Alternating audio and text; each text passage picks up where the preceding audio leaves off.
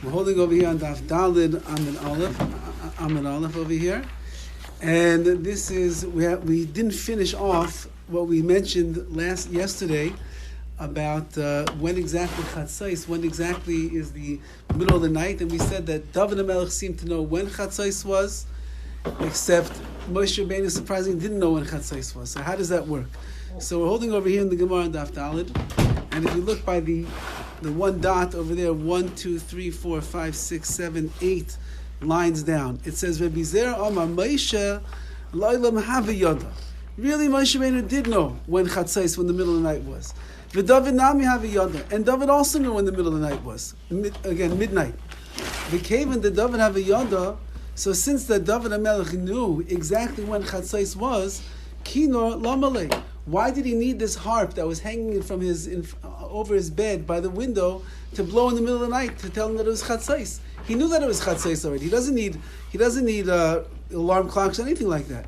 Says the Gemara, L'Isa'urei Mishnaseh, to wake him up from his sleep. Because if you hold to the opinion that David HaMelech slept a little bit before Chatzais, so then he needed the alarm clock of the harp to blow on Chatzais to wake him up. Not that he needed to know when Chatzais was, he knew that.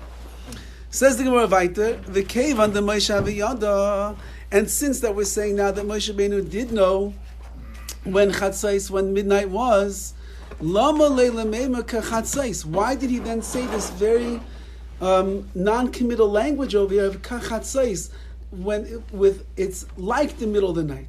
Moshe Rabbeinu is telling over Paro that Hashem is going to come and destroy the firstborn Chatzais, kind of when it's Chatzais. If he knows exactly when Chatzais, when the middle of the night is, so he should say affirmatively, Hashem is going to come and destroy the firstborn bechatzais, in the middle of the night. Why did he say kachatzais? To make it sound as if he doesn't really know when Chatzais is. So Moshe Kesavar, Moshe thought, Shema Yitu Atzdignine Parai. He thought that maybe the astrologers of Paro were going to make a mistake, and they would not know, they would make a wrong calculation in when the middle of the night was, and they would think that it was maybe a minute or two earlier than it's supposed to be. And they would say, Moshe V'daihu. They would say, Moshe is making things up. He doesn't really know when Chatzais is, and Hashem is not really going to come and destroy us. And it would weaken, even though you think about it. No matter what's going to happen, HaKadosh Baruch Hu is going to come in Chatzais and he's going to destroy the firstborn. And Moshe Rabbeinu was afraid that even for 1 minute or for 2 seconds, that they would make a miscalculation when Chatzais was. They would think that Moshe Rabbeinu was making things up. It would take away the ultimate impact of the emunah that they were supposed to gain from the destruction of the firstborn that Hashem's going to bring. So Moshe said, Chatzais, Hashem's going to come like Chatzais, which means it doesn't have to be exactly Chatzais, because only HaKadosh Baruch Hu knows exactly when that time is. Further, says the Gemara, the Amar Mar. Oh, fine. So the Amar Mar, like we have been taught, Lamad l'shayncha loymar eini yodei. A person should train themselves to say the words, I don't know. Shemet tizbada v'te'echas, because maybe you will be found wrong and you'll be embarrassed. So it's better to feign a little bit of ignorance and say, I'm not so sure, than to say over something that you perhaps are really not so sure about, and they'll find out at the end that you really don't know what you're talking about, and you'll end up being embarrassed. There's a famous Maisa with the Brisker Rav, when he became the Rav of Brisk, that the first shaila that they came to ask him was a very basic shaila in kashrus, in a certain part of the chicken, whether or not it was kosher or not kosher. And he looked and he said, I don't know. So they said, what? He said, I'm not sure. So they came back again with another shaila the next day, and he said, I don't know. And they came back again the third day, and he said, I don't know. So people started talking, this is the great Brisker Rav, you made him the Rav of the town, he's supposed to know everything. So they came back and they asked him a shaila, and he said, oh, this, and he gave him a very complicated answer, yeah, you're allowed to do this. So they said, what's the pshat? He said, a person has to teach themselves how to say, I don't know. Because once in a while, I'm not going to really know the answer, and if I think that I know everything, I'll never be able to say that I don't know. So here the Gemara tells us, teach yourself how to say the words Eini Yodeh. I don't know, so you won't end up being embarrassed in the end. Rav Ashi Amar, and Rav Ashi says a different shot of why Moshe Rabbeinu said Kachatzais, like the middle of the night. Rav Ashi Amar bepalga orta the tleisar nagi arbe. So Moshe Rabbeinu was standing in the middle of, when he said over these words that Hashem is going to bring the plague of the firstborn. He was standing in the middle of the 13th and the 14th night of Nisan. Havakoi was standing. V'hachika amar Moshe liyisrael. This is what Moshe Rabbeinu said to Yisrael. Amar Kodesh Baruch Hu, Hashem said, L'machar, tomorrow, kachatzais halayla, like this middle of the night, like ki ha'idna that we are in right now, ani yotzei b'teich Mitzrayim, I'm going to go out with amongst the Egyptians, I'm going to smite the firstborn. So Moshe Rabbeinu was saying, tomorrow, which will be the chatzais, the midnight between the 14th and the 15th, so tomorrow it's going to be kachatzais, exactly like the middle of the night that I'm standing in right now, telling you what's going to be the next day. Fine. So Moshe knew chatzais, and Dovid HaMelech also knew chatzais. Okay. Further in the Gemara, LeDavid shama nafshi ki chaserani. Dovid HaMelech said, Hashem should guard my nefesh, He should guard me, ki chaserani, because I'm a pious, right? I'm a devout individual. So Levi, Rabbi Yitzchak, Chad Omar, Kacham David ibn HaKadosh Baruch Hu. This, one of them says, this is what David HaMelech was saying to Hashem. Now David HaMelech is saying that seemingly, based on his chasidus, on his piety, he deserves a little extra protection. What was his piety that he's referring to? It says, so Omar David ibn HaKadosh Baruch Hu, Ribono Shel, Master of the universe, Lo chaserani. Aren't I a righteous person, a pious individual? All the kings of the west and the east, they sleep until the third hour of the day. However, I get up in the middle of the night to give praises to you. So that's why I'm a chassid. I'm not like all the other kings. V'idach, and the other opinion says, Kach amar Dovid, Livnei HaKadosh Baruch Hu. This is what David was saying to Hashem. Ribono Shel Olam, Master of the universe. Lo chassid ani. Aren't I not a devout individual? Shekol malchei mizrachav yoshvim agudas b'chavoidam. All the kings of the world, they sit together in their kingly gatherings with their great covet and their great honor. V'ani, but what do I do? Yadai meluchlachais bedam. My hands are filled with blood, ubeshapir b'shilya, and with afterbirth and with embryos. Why? Kedei letaher isha lebaila. Right? We know that when it comes to the laws of nida, when it comes to the laws of purifying a woman, often she will see a certain blood on her clothing, on her bedika cloth, the checking cloth that she has, and she has to bring it to the Rav, and the Rav has to determine, is it tahor or is it tummy? Is it pure or is it impure? David HaMelech was the king of Klal Yisrael, and David HaMelech was the address where all the women would come with their bedika cloths and with their blood that they had to know, are they tahor or are they tamei? Are they pure or are they impure? Are they mutter to their husbands? Can they be with their husbands? Can they not be with their husbands? So David HaMelech was saying, I'm not like all the other kings that sit in the high falutin places over there with all the honor and all the glory amongst kingly things. I'm with my hands are in the trenches, as they say. I'm with blood on my hands, making sure that women are allowed to be with their husbands. So that's chasidus. That's a level of piety, says David HaMelech, that I think that I deserve a little extra protection over here. Says the Gemara further. But not just that. More than that, says David HaMelech. Everything that I do, meaning every halachic decision that I render, I confer with my Rebbe, whose name was Mepiboishes. And I say to my Rebbe, I say, Yafa Danti, did I judge properly? Yafa Chiyavti, this person that I said is guilty, did I do the right thing? Yafa Zechisi, this one that I said it deserves, he's the winner, was I right? Yafa Taharti, with this person I said is tahor, is pure, did I do the right thing? Yafa Tamesi, the one that I said is impure, did I do the right thing? And I wasn't embarrassed. I'm the king of Israel, and I have to make halachic decisions over here. I have to make decisions. And every time that I have a decision, I go to my Rebbe and I ask him, did I do the right thing? Did I do the right thing? And I was never embarrassed to go and ask somebody else, my Rebbe, his opinion. So I'm Rabbi Shub, Rabbi Idi, Mikra, what does it mean in the Pasuk? Ve'adabra, well, how do we know that that's what David HaMelech did? Because it says in the verse, Ve'adabra be'doisecha neged malachim. I spoke about your statutes. I spoke about your Torah, neged malachim, with the malachim, with the kings. V'lo evosh, and I wasn't embarrassed. Who are the kings over here? So the Gemara says elsewhere that Rebbeim are referred to as malachim, as kings. So David HaMelech was saying that I am conferring with my Rebbe, Mepiboishes, who is like this king, and I'm not embarrassed. I'm not embarrassed, even if I'm wrong. I'm right. I'm not embarrassed. Tana layman pi boishes shemai. Says the Gemara, his name of the Rebbe of David HaMelech was not really Mipi Boishes. Ella Ish Boishes. His real name was the man of Boishes, from a place, I guess, called Boishes. So, Lama Shemai, Lama Nikra Shema Mipi Boishes. So then why then does the Gemara call him over here Mipi Boishes? Shayimavayesh Pnei Dovid Ba'alacha. Because he embarrassed, Boishes is a language of embarrassment. He embarrassed David HaMelech in halacha, because sometimes, and there's two pshatim over here, sometimes David HaMelech would say the wrong thing, and Boishes, his Rebbe, would come along and he would correct him, and other people would know that he was corrected. The other pshat is that David HaMelech never made any mistakes, but there were dissenting opinions, not like the psak, not like the halachic ruling of David HaMelech, and his Rebbe would come and he would attack him, so to speak, with all of the dissenting opinions against David HaMelech, and that would embarrass him, even though he was right.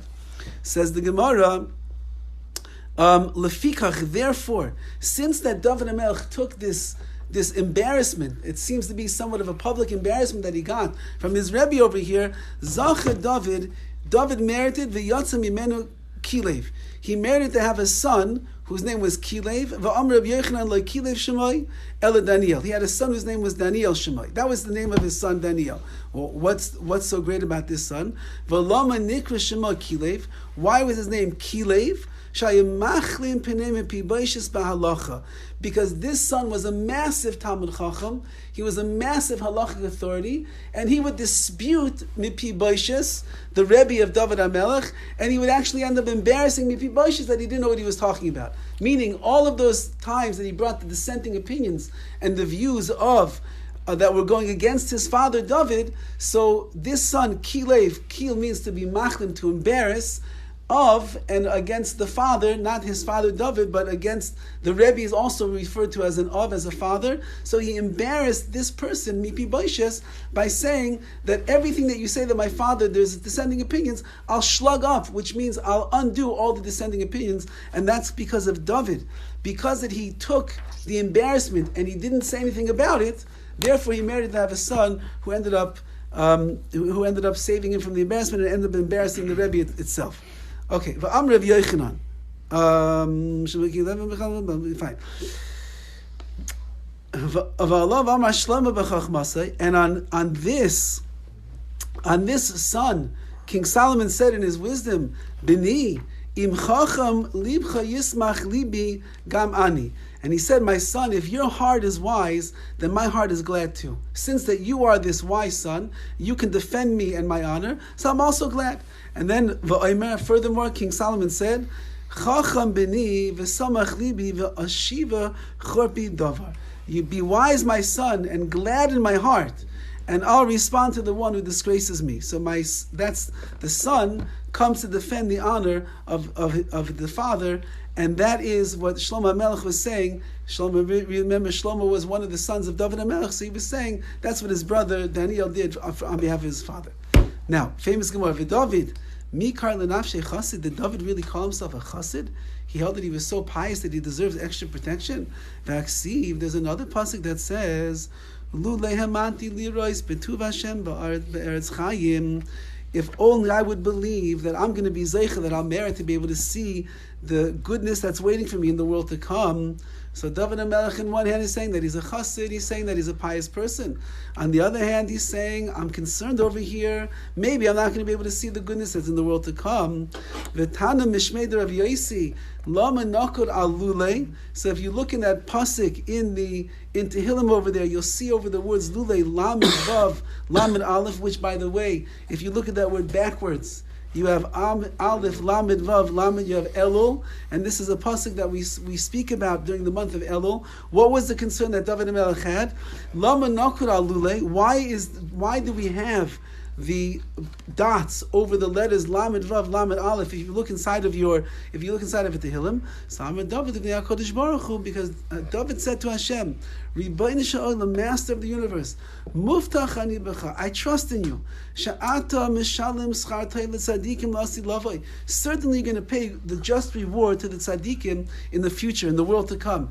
Aval eini yodeya, but I don't know, says David HaMelech. If I, this is David HaMelech saying, I'm not sure that I have a portion amongst the tzaddikim, im lav shema yigram achet, because maybe I did a sin, and that's going to cause that I'm going to forfeit my portion amongst the tzaddikim in the world to come. So if that's David HaMelech, and that's why we say this pasuk during the month of Elul, because nobody can be guaranteed that just because you did a lot of mitzvahs and you did a lot of wonderful things, it's never a guarantee that everything's going to work out for the best. Because Shema Yigram Chet, maybe a person did some kind of a sin, and that's going to take away the schusim, the merits that they have. Where do we learn this from? The Rav Yaakov Bar Idi. The Rav Yaakov Bar Idi Rami, Rav Yaakov Bar Idi said the following. See, it says in one pasuk, Hashem is telling Yaakov Avinu, I'm going to be with you and I'm going to guard you everywhere that you go. Uksiv, and there's another verse that says, Vayira Yaakov ma'od. Yaakov was very afraid. If HaKadosh Baruch Hu promises you everything's going to be okay, why are you afraid? You have nothing to worry about. Omar, so he said, Shema Yigram Achet. Yaakov Avinu was afraid maybe he did a chet, and he was going to lose his protection as a result of that. Kedetanya, like it says, Ad Yavor Amcha Hashem, Ad Yavor Amzu Kanisa. So until the nation of Hashem will cross over, and this nation is crossing over to Eretz Yisrael, Ad Yavram Zu Kanisa, Ad Yavram Hashem, Zu Bia Rishayna. When did it say that the Jewish people are going to have these great miracles when they're going to come into Eretz Yisrael? That's Bia Rishayna. That's when Yeshua is bringing them from the Midbar, from the wilderness, into Eretz Yisrael. Ad Yavor Amzu Kanisa, Zu B'Yashniya, that's talking about the second coming in, which is when Ezra was bringing the Jewish people back from Bavel into Eretz Yisrael. Mikan Amru Chachamim, Roim HaYisrael Yasaz Lam Neis B'Yimei Ezra, Kedech Shenasalam B'Yimei Yoshua Ben Nun. Really, when the Jewish people were coming back from the Golus, from the exile of Bavel, of Babylonia, after those 70 years, and Ezra was bringing them up to Eretz Yisrael, they deserved to have all of the miracles that there were in the days when Yeshua brought the Jewish people into Eretz Yisrael. However, they didn't have those miracles. Why? Ela Shagara Machet, because they did sins. They lost the schus, they lost the merits of having the same miracles of when they came into Eretz Yisrael. So the Gemara is bringing you a proof that even though you have merits, and even though things should work out all in the right way, and you should have protection, and miracles should come your way, whatever it's going to be, if there's a chet, if there's a sin, that sin could be the cause of forfeiting the schusim, the merits that you have. And that's what we see from that Gemara. Now, let's go back to a discussion that we had from our Mishnah. We had the opinion of Rabbi Eliezer, who said you're allowed to read the Shema up until the end of the first Mishmar, the first watching, which is 4 hours, we said. Now, why does he hold that? Because in the pasuk that says b'shichvacha, which means when you lay down, he holds that you are only allowed to read the Shema up until the point that at night, up until the point that people will be laying down and going to sleep. And Rabbi Eliezer held that people will be laying down and going to sleep within the first 4 hours of the night. Past that, they're already sleeping, and therefore it's no longer the appropriate time to say the Shema. The Rav Shimon Gamliel, who is the other opinion in our Rabbi Gamliel, who's the last opinion in our Gemara, in our Mishnah, he says you can read the Shema all the way up until all the way up until the morning time, because he holds that when it says in the pasuk when you're laying down to say the Shema, that means as long as people are laying down and they are sleeping, which is the entirety of the night, you're allowed to say the Shema. So we know that Rabbi Eliezer holds you can only say the Shema up until the time that people are going to sleep. Rabbi Gamliel holds that you can say the Shema the entire time that people are sleeping. So what exactly we want to know now? What exactly the Chachamim hold only until Chatzais? What do they hold of? Chachamim, Kaman Svirle, who do the Chachamim, the sages, who do they hold of? Ika Rabbi Eliezer, Svirle, if they hold like Rabbi Eliezer. So Leibru Rabbi Eliezer, then they should say like Rabbi Eliezer, which is what? Only up until 4 hours. It means that when you are going to sleep, you're allowed to say the Shema. If they hold like Rabbi Gamliel, who says you can do all the way up until the first rays of light of the next day, so then layman ki Rabbi Gamliel. They should say like Rabbi Gamliel, you have the whole night. La'olam ki Rabbi Gamliel. So the Gemara answers no. Really, they do hold like Rabbi Gamliel, which we learned in the Mishnah, which means that they hold, really, you could say the Shema the entirety of the night, because we hold, B'shifcha means not when you're laying down to go to sleep, but when you are laying down asleep. The Shema at night is allowed to be said the entirety of the time that people are sleeping, which is the entire night. However, even though that they hold like Rabbi Gamliel, yeah, Karabanan Gamliel, Karam Gamliel, Sphere Lame Gamliel, La'olam Karam Gamliel, Sphere Lahu, V'haida Karamli Ad Chatzais. But this that the sages say, that the Chacham say, you can only say Shema until Chatzais, till midnight, Kedei Lacharkik Es Ha'adam Min Aver, like we said before, to distance a person from doing a sin. Kedetanya, like we learned in the Brisa, Chachamim Asu Siyag L'Livreihem. The Chachamim make fences to their words, in order that a person won't come home after long days of work at night. And he says, let me go to my house. I'll eat a little bit. I'll drink a little bit. I'll sleep a little bit. Watch TV a little bit. I'll do all of those things. And after all that, then I'll daven. And then I'll say Krishma v'espalil. And then I'll daven. So says the Gemara, v'chaytaftoi sheina or shina, and then the sleep is going to take over him. V'nimse yashan kol halayla, and it turns out that he ended up sleeping the entire night, and he did not end up saying the Krishma. So what happens over here? Chachamim said, really, you could say it the entire night. But we know the nature of a human being. You have a long day at work, you come home, you're tired. Instead of stopping off at shul and going to daven, you say, I'll daven later. I'm hungry, I'm thirsty, I'm tired, I want to rest. Let me just lay down my head a little bit. And next thing you know, the whole night went by and you didn't say Krishma and you didn't daven. And there, rather, the Chachamim said a person should come home from the field at night. Nichnas the Beis HaKnesses. And they should go, first of all, stop off in shul, in the Beis HaKnesses. In Ragol Likrais, if they're used to reading Chumash, so Korah, they should read Chumash. In Ragol Lishnais, if they know how to learn Mishnayos, Shaina, let them learn Mishnayos. Shaina V'Korah, let them learn Mishnayos. V'Korah Kriyishma, then, after they learned a little bit, see, Chacham says it's not enough just to run into shul, just in time for Mincha and Mara over there. Got to learn a little bit before you daven also. Then the Korah Kriyishma, you have to learn. Then you say Kriyishma, Umispala, and then you daven. Then va'oichel pita u'mavarach, then you eat your pita, your bread u'mavarach, and you bench afterwards. And then the Gemara says a very strong statement. Anyone who transgresses the words of the Chachamim that are saying over here that a person can only say the Shema up until Chatzais, Chayiv Misa, they deserve to be killed. Why? Why are we saying such strong words over here by the Shema? We don't see such a language in every place that if you transgress the words of the Chachamim, who are just making a siyag, they're making a fence over here to protect you from not missing out on the opportunity. Why over here is it so strong that you're chayiv misa, you deserve to be killed? We don't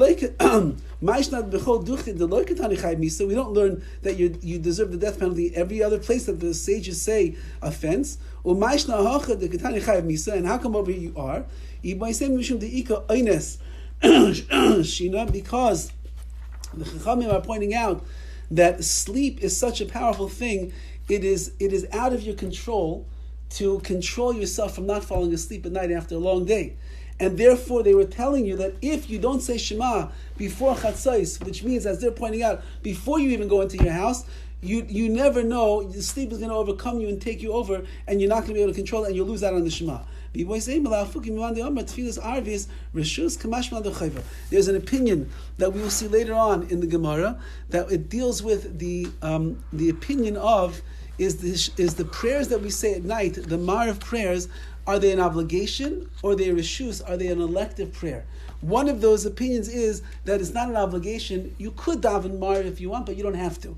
So Chachamim are coming along to say over here, no. It's an obligation, and that's why you have to go to the shul before you go home, before you eat, before you fall asleep, so you can say Krishma and you can daven Ma'ariv. And that's why they're so strong over here, Chayav Misa, that a person deserves a death penalty if they don't pay attention and heed the words of Chazal, of the sages in this particular case. Further, Amar Mar, Kari Krishma, Mispalel, Misayale, a person should say Krishma and then be Mispalel. Misayale Rabbi Yochanan, and the Amar Rabbi Yochanan, Ezu ben Olam Haba. Who is the ben Olam Haba? Who is a person who is a ben Olam Haba, who inherits the world to come? Zeh haseimech geula l'tefila shel arvis. Now we're making this comment over here. The comment is that a person should say Kriya Shema, and then they should daven Shmona Esrei. So who does this opinion go like? Meaning, what do you think? You're going to daven Shmona Esrei, and then you're going to say Shema? So we'll have to see. So so it's like Rav Yochanan, because Rav Yochanan said, who is a ben Olam Haba? Who is a person that is going to be worthy of inheriting the world to come? The person who connects the geula, the prayers of redemption, to the tefillah, to the Shemona Esrei of Arvis. Now that's why if you look inside of your siddur, so you'll see that the final words over there of the brachas before the Shemona Esrei is Go'al Yisrael, which means that Hashem is the Redeemer of the Jewish people. He redeemed us from Mitzrayim, and then we go and we start praying to HaKadosh Baruch Hu. So someone who does that on a regular basis, they deserve to be a Ben Olam Haba, a member of the world to come. Now, what is so special about being Saimechul Tefillah? So Rashi over here says, he brings out a Gemara, Yushalmi in Berachos, that says, Misha Eino Saimechul Tefillah, Lamahu Daima. A person who doesn't connect his Geula the Tefillah, the redemption to prayer, to Shemona Esrei, what's he similar to? La'ayva Shamelech, to a beloved person of the king. Sheba b'dafik al pischai. Shamelech, he came and he knocked on the door of the king. Yatza Melech, so the king is excited to see his beloved companion over here, and he goes there, umatza shiflik. The guy left. So afu hiflik. So then Hashem says, okay, I'm also going to leave you. You're not waiting for me? I'm going to leave you as well. So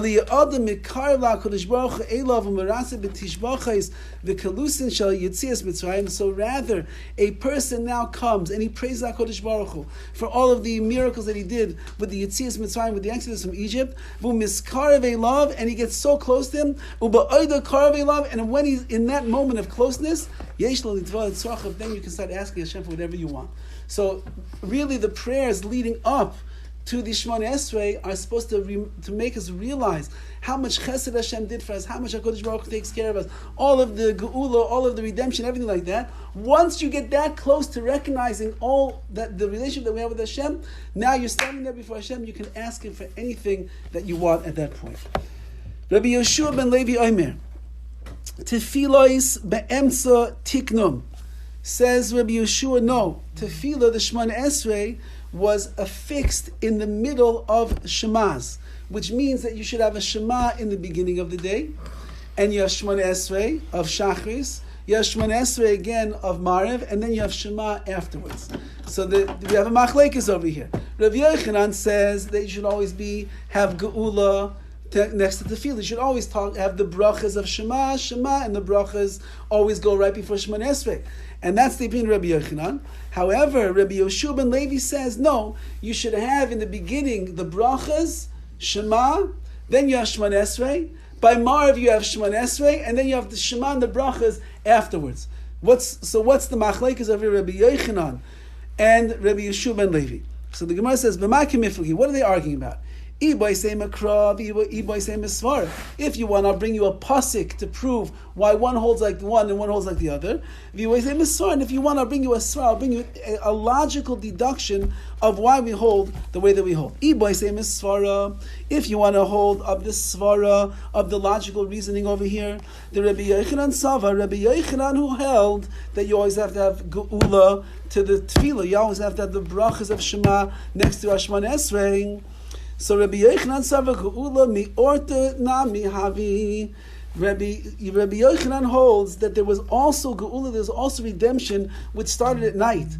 Ela Geula mal yasa lehavya. It just wasn't the full redemption, which didn't take place until the daytime. When did the Jewish people go out of Mitzrayim? Not at night. They went out. The full redemption, when they finally got all the way out of there, was during the day. but it started already at nighttime. So therefore, Rabbi Yochanan says, even at night, you have an obligation to have geula and tefillah, the redemption, and your davening next to each other, not only in the morning time. So that's one opinion. Ella geula ma'al lo havi ela ad safra. Rabbi Yeshua ben Levi Savar, Rabbi Yeshua ben Levi, who says you have Shema and brachas in the morning next to your Shemona Esrei, and at night you have the Shemona Esrei, and then you have Shema and brachas afterwards. So what does he hold? So Rabbi Yeshua ben Levi Savar, Kavan de lehavi ela mitzafra lehavi geula mal yasa. Since that in reality the ultimate redemption did not take place until the morning time, so that's not really geula at night then, and therefore there's no reason to connect the geula of the nighttime, which was insignificant almost in the eyes of Rabbi Yeshua, to your prayers. V'boy say Makran, if you want, I'll bring you a pasuk.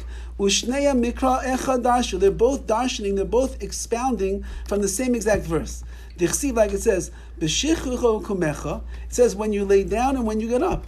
Rabbi Yochanan savar makish shchiva lekima. So Rabbi Yochanan, who holds that you have geula letfila in the daytime, in the morning, and at the nighttime, you connect your makish. You connect the shchiva lying down to the getting up. Makima krishma v'achach tefila. Just like in the morning, you say krishma and then you daven. So too at night, by the Marav prayers at night, you should also do Krishma, and then you should have your tefillah, you should have your prayers. Rabbi Yeshua ben Levi Savar, Makish Shchiva Lekima. I connect Shchiva, the laying down at nighttime, to the Krishma, and Lekima, and getting up. Makima Krishma Sarach L'mitasa. Just like when you get up in the morning, your Krishma is close to your getting out of bed, right? You get out of bed and you go to shul, and so Krishma is close to when you got out of bed.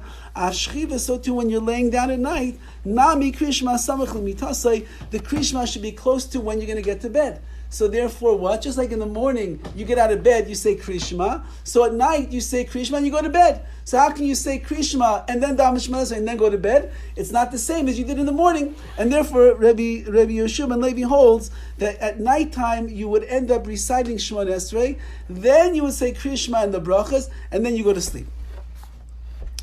Says the Gemara Fighter. Masiv. Now we have a question over here on Rav Yochanan, who is learning that Rabbi Yochanan learns that you are seimich geula tefillah. Now he said that the brachas that come after Kriyat all revolve around geula, all revolve around the redemption that the Jewish people have from Egypt, and it's going to be connected to our Shemona Esrei prayers. But is that really true? Are all of the brachas that we have after Kriyat at night, are they all having to do with the geula, with the redemption from Mitzrayim? So the Gemara says, "Masi ma berei de Ravina, be'erev mavarach shtaim lefanev v'shtaim le'achareha." We said that at nighttime you make 2 brachas before Kriyat Shema and 2 brachas afterwards. V'i amar boy lismoich, and if you hold like Rabbi Yochanan that you have to connect the geula, the redemption of Egypt, to the Shemona Esrei prayers, halei samach tefillah, then you're not really connecting geula and tefillah over here. Why? Because if you look inside of your siddur, everybody knows that the tefillah that comes before the Shemona Esrei at night is not about Go'al Yisrael, which we have in the morning. It's Hashkivenu. Hashem lays us down, He protects us, He watches over us. It's not talking about the geula of Mitzrayim. So, fake the Gemara asks the question over here. How can you, Rabbi Yochanan, say that at nighttime you have to be masmich, you have to connect geula to tefillah, where you're talking about the redemption from Egypt, and it's connecting that to our prayers? It's not connected to the prayers, because you have another tefillah, you have another bracha that's in the middle of it called Hashkivenu, that has nothing to do with Mitzrayim. So you have a break in between the geula and your Shemona Esrei. Says answer the Gemara. The Gemara answers, not a question. Why? Because Amar, Rabbi Yochanan would tell you, Amri, Kevan de Tikinu Rabbanan Ashkivenu ki geula richte damya. Since that the Chachamim came along and said you have to say Hashkivenu as that last bracha before the Shemona Esrei, it comes out to be like a geula richte, like one long bracha of redemption. And the Mefarshim learn over here, how is Hashkivenu part of the bracha of redemption? Because Hashkivenu is all about when you lie down, Hashem's going to take care of you, He's going to protect you, He's going to wake you up in the morning, you have nothing to worry about. That's geula Mitzrayim. Mitzrayim is that Hashem took care of all of our needs. He made sure that everything was okay. So therefore, Hashkivenu is not getting in the way of the Geula of Mitzrayim. It's actually just like a hemshech, like a continuation of recognition of the Geula of the redemption. And therefore, it is still connecting Geula, the redemption, to our prayers of the Shmoneh Esrei. Because if you don't say it like this, Shachris, Hechi Matzi Samech, is Shachris, we're going to have the same problem. Shachris, we just said, the last bracha before Shmoneh Esrei is Goal Yisrael, which means redemption. But everybody knows you don't start opening your mouth right away and go into the first bracha of the Shmoneh Esrei. What comes before the bracha of the Shmoneh Esrei? Says the Gemara, V'hai Amar Rabbi Yochanan b'tchila omer, Hashem svasai tiftach. We say a pasuk, Hashem, God, open my lips that I should be able to express my prayers to you. So that's not Shmoneh Esrei. And and at the end of our Shmoneh Esrei, who Amar Yilar Tzayin, and that's just the statement that has not to do with the Geula and the prayers. So so what's the answer? Seems to be over here that we have a problem. You're telling me that by Shachris you have to be Mesamech, you have to put together Geula and Tefillah, which is the redemption, to our prayers. So ask the Gemara, but wait a second, there's a pasuk in between the Geula and the Tefillah. Hashem Safsai Tiftach, open my lips, HaKadosh Baruch Hu, so that I should be able to express myself to you in the proper way. So the Gemara gives basically the same answer over here that we said by Hashkivenu. And the Gemara says, Kevan, Elohasam, rather over there by Shachris, Kevan the Tikinu Rabbanan L'meimar Hashem Sasai Tiftach, Ketfila Arichte Damya. When we say the words Hashem Sasai Tiftach, that's like the introduction to our Shmoneh Esrei, and it's like a part of the prayer itself. So it's like one long aspect of prayer. So it's not a hefsek, it's not a break in between the Geula and the prayer. It's actually part of the prayers itself. Hachanami, so to over here at nighttime. Cave and the Tikinu Rabbanan L'meimar Ashkivenu, since the Rabbanan said you have to say Ashkivenu as well, Kigula Richte Damya, it's like an extended Geula, and therefore it's not getting in the way of the Shmoneh Esrei and the connection of the Geula, the redemption, to our Tefillah, to our prayers. Weiter in Shasa V'Amar Rabbi Elazar. Rabbi Elazar says, Amr Bavina Kol Ha'omer Tehillah LeDavid B'chol Yoim Shalosh Pa'amim Muftach Lo Sheben Olam Haba. Anyone who says, and this is referring to the Ashrei, anyone who says the Ashrei Tehillim 3 times a day, Shachris, you say it twice by Shachris, right? Once in the Pesukah de Zimra, and then once again we do it in the Uval Etzion, which comes before Aleinu. So you say it twice in Shachris, it once by Mincha. That's why a person has to daven Shachris, Mincha, and Marv, so they get this.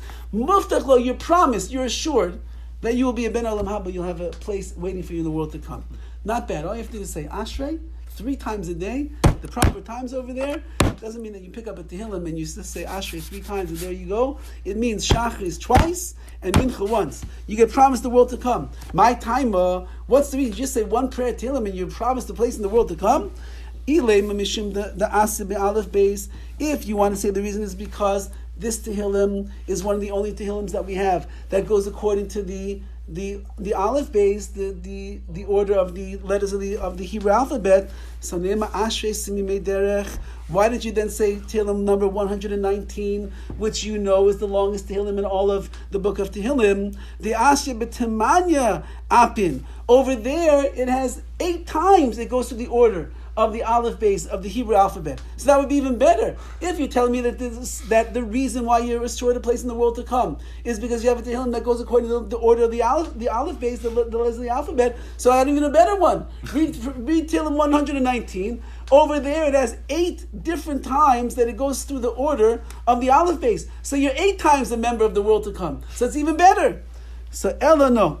Mishum de'isbe paiseches yadecha, because there's a pasuk that says in Ashrei, paiseches yadecha masbir lecha chayratzai, Hashem opens your hand and He satisfies the needs of everyone and everything that is here in this world. So once that you recognize that not only did Hashem create the world, but HaKadosh Baruch Hu is sustaining the world constantly. So you're living with the Ribono Shel Olam, so you deserve a place waiting for you in the world to come. If that's the case, if that verse is so powerful, so Neima Halal HaGadol. So Neima Halal HaGadol. There is another Tehillim that we have called Halal Agada, which is Tilim 136, and over there, over there it says Hashem gives bread to l'chol basar, to every living flesh. So He does take care of everything. So why don't you read that one instead? Elamishum the East Beit Harti, because this one Ashrei has two advantages. Number one, it goes in accordance in order of the aleph base of the letters of the Hebrew alphabet, and number two, it also has this wonderful pasuk of you have both of them, and therefore that's the one that we say that will guarantee us a place in the world to come. But I have a question. You just told me that the Ashrei, the greatness of the Ashrei is that it has all of the letters of the aleph base. But it's not true. It's missing a letter. The letter Nun is not in the prayer. It is not in the Tehillim of Ashrei. So I'm Rav Yochanan Nun be'Ashrei. How come there's no Nun in Ashrei? So the Gemara answers because Nun is the language of Nefilah, which means falling, and it will remind us that the Jewish people fall. And we don't want to think about the fact that we are neiflim, that we fall. We want Ashrei as a very positive prayer that speaks about only good things and Hashem sustaining and taking care of everything. We don't want to mention the fallings and the failures of the Jewish people in that prayer. The chsiv, like it says, nafla, like it says over there, it says elsewhere, it says nafla, loisaisif kum besulas Yisrael. The Jewish people fell and they will not be able to get up again. And therefore that reminds us of a very bad thing when the Jewish people, sometimes they fall. It's very bad for Klal Yisrael. So we don't want to remind ourselves of that in the Ashrei, and therefore Dovid HaMelech left out the Nun. However, b'Marava, but in the west, which we said is Eretz Yisrael, Matarzi lahachi, they answered that pasuk, that verse that we just quoted, in a different way. And they said, Nafla, they fell v'lo seisif linpol, they will not fall again. Oid, further, actually, kum besulas Yisrael, the Jewish people are going to be able to get up and they will be able to rise. So according to the Jews at Eretz Yisrael, that pasuk doesn't bother them. The Jewish people will get up again. But in Bavel, they said, no, that pasuk is indicative of falling, and it doesn't sound very good, and therefore Dovid HaMelech took the Nun out of the Ashrei. However, Amr of Nachman by Yitzchak, Afilu Hachi, even though that Dovid HaMelech removed the Nun from the Ashrei, that we shouldn't think about the Nefilah, the fallings of the Jewish people, nevertheless, some Chazer David, V'samcha Beruach HaKodesh, David HaMelech had Ruach HaKodesh, he had divine inspiration when he wrote the words of Ashrei, really with everything, but over here you see it, because Shenemar, it says in the letter Samich, right? Samich comes after Nun, but it says in the letter Samich, Seimech Hashem L'chol HaNoiflim, Hashem supports all of those who fall. So even though that you don't have a specific verse that starts out with the letter Nun, because that reminds us of Noiflim, but David added something in there to remind us that even if, Chalila, even God forbid, the Jewish people are going to fall, Seimech Hashem L'chol HaNoiflim, Hashem supports all of those who do fall. Amar Reb Elazar, Ba'avina, Gado Mashinemar b'Michael, Yosem Mashinemar b'Gavriel. So we have two angels over here that we're talking about, Michael and Gavriel. And it says it's greater what we said about Michael, the angel Michael, than what we said about the angel Gavriel. Why? What does that mean? The Ilo b'Michael, because it says by Michael Ksiv, it's written, V'yoyef Elai Echad min Asrafim. One of the fire angels flew towards me. But that's talking about Michael. V'ilo Gabi Gavriel, but by Gavriel it says Ksiv, Va'ish Gavriel Asher Re'isi b'Chazan b'Chila Muv b'Yoyef. And by Gavriel it says twice it had to fly. So Gavriel had a direct, Michael had a direct flight, and Gavriel had a stopover.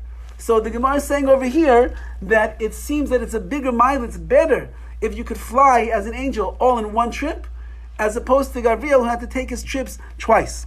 So my mashma, says the Gemara, what do you hear from this? How do you know that verse is referring to Michael, who only took one flight? So Amar Rav Yochanan, Asya Echad Echad, because we have we have a Gzera Shava. We have one verse in one place says Echad, one, and a verse over here says one as well. Ksiv Hachad says over here V'yoif Elai Echad Min Asrafim. One of the fire angels flew towards me. Ksiv Hasam, and it says elsewhere Michael Echad Min Asarim Arishainim Bala Azveni. And then it says elsewhere that Michael was one of the Sarim, one of the ministers who came to help me. So you see Echad in one place, and you see Echad in another place, which is talking about Michael. So we say that the Echad, the one that's over here, is also talking about Michael. He only had to take one flight. Tana, Michael be'achas, Gabriel b'shtaim. So we learn like this. Michael had one flight. Gabriel had two flights. Now the reason is because Gabriel was known more for the midas hadin, the midas of justice, of taking retribution, and therefore he doesn't travel as fast because he gives people a little bit of time to recognize the error of their ways, and maybe the justice is not going to have to come to the world. And Eliyahu Navi would take 4 flights. Umalach HaMaves, and the angel of death B'Shmona had 8 flights. Now why that? Because the angel of death is coming to kill. And therefore, HaKadosh Baruch Hu is always going to give. He's going to allow that there should be extra time for the person to wake up and realize the mistakes that he's making and do tshuva, so the angel of death does not travel so fast. However, b'shas hamagefa, but at the time when there's a plague in the land and the people are being killed, and there's like a general Gezer decree that the people are going to die, then ba'achas, then the angel of death is given free reign and he comes all at once. Okay, we'll finish with this. Rabbi Yeshua ben Levi said, Afapi shekar adam kriyashma beis haKnesses, even though that a person read the Shema in the Beis HaKnesses in Shul at night, mitzvah likrois al mitasai, there's still a mitzvah for a person to say Kriya Shema at night on his bed. That's what we call Kriya Shema al mita, the Shema that we read at night time when we're on our bed. Rabbi Yosi, Ma'ikra, how do we know that? It says in the pasuk, Rigzu ve'altechetu. It says that you should tremble and tremble ve'altechetu, and do not sin. You should say this in your heart, reflect upon this in your heart while you're lying in your bed. And you remain silent.